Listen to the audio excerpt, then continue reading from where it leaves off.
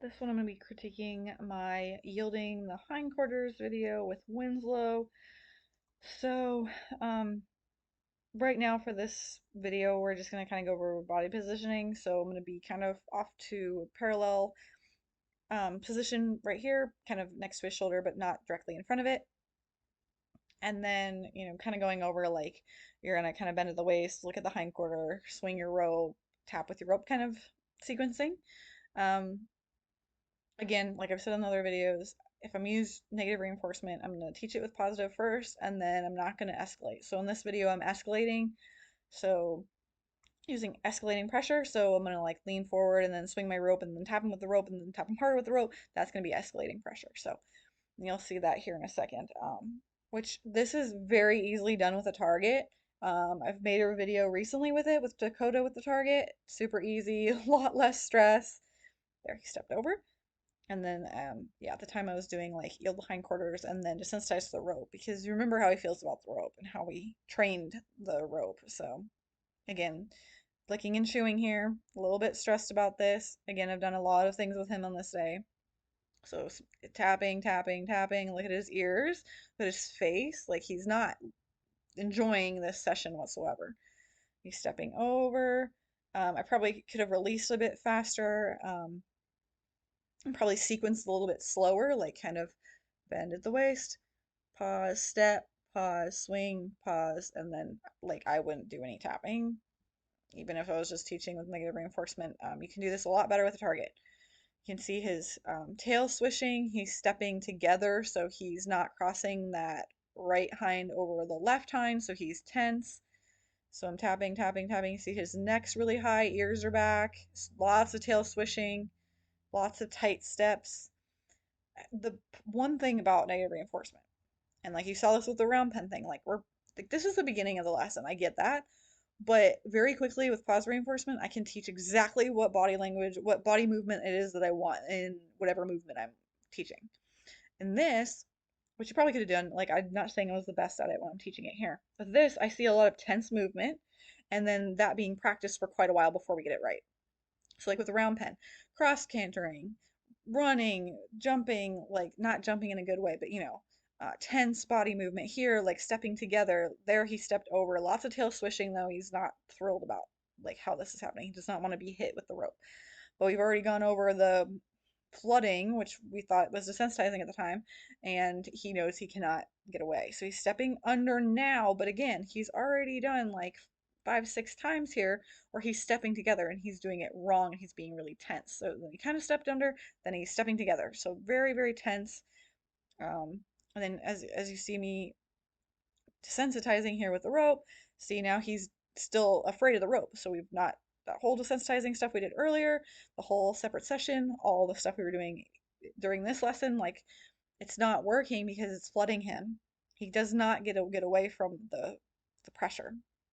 He doesn't get away from the rope.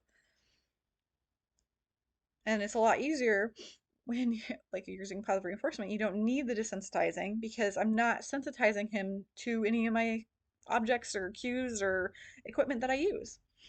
So now he's a little bit closer so we can see this. Again, stepping together, tail swish, head up.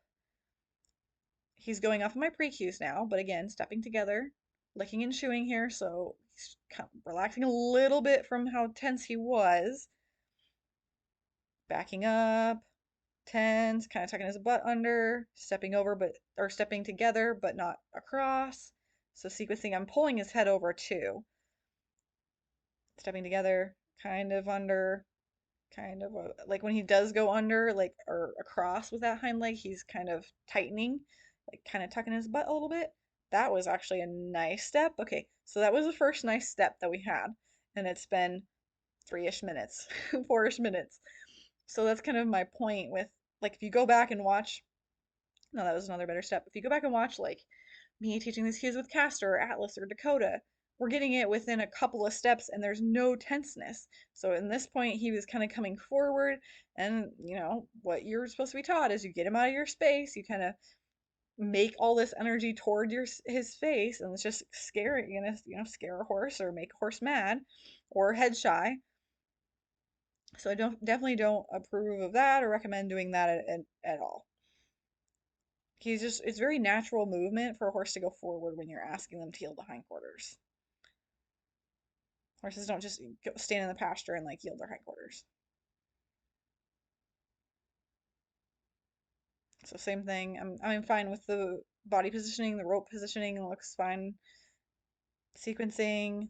This is better, giving him a little bit more time. Now I'm kind of tapping him with it, and then he steps under, but lots of tail swishing beforehand.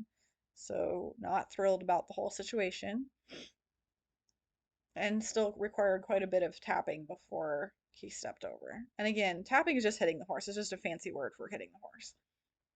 Same thing, he's kind of pushing his shoulders into me. At the time, you're taught you tap them out of the way. Like, this is positive punishment, though. I'm just pushing him out of the way. I'm punishing him being close to me. And then, of course, he tries to leave, and then I pull him back to me. So again, just like with the leading, he can't do anything right. I'm like, don't stand here. Well, don't do that. I'm not showing him what to do at all.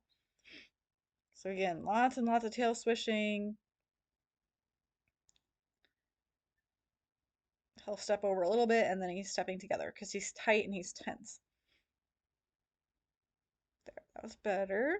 And then he's worried because I hit him last time, so when I'm like moving my arm or going to rub him on the neck, he's gonna raise his head up and be worried about that. So I could have been a little bit slower on the approach there. If I'm gonna use negative reinforcement now, I'm just gonna stay there and just swing my rope and kind of just wait. But preferably I would and like unless like a client had to have that, but I would be doing positive reinforcement with the target. Just easier, faster, everybody's happy. That's my preferred way of doing it. So again, tense horse, stepping together, tail swishing, head up. And Winslow's a champ here, like lots of horses, and you'll see in other videos that I'm going to critique of past horses that I've trained. Um, he is very low level of like showing that he's worried or anxious or mad about something. That was a nice step over. So the sequencing is working, but I don't like how much pressure it's taking to get to that point. But other horses who are reacting in much bigger ways to being hit with the rope. You'll see those examples later on. So bend, step, better. So the sequencing is good, and then rub on his neck. So he's kind of needed to sensitize that from when I was pushing him over. Good. Yeah, I could have just started out that way though, like just kind of waiting. Just I'm okay with the swinging of the rope a little bit if the horse isn't super bothered by it. Um, Not good with the hitting anymore. So definitely grew away from that. But yeah, definitely lots of improvement there, but a good critique.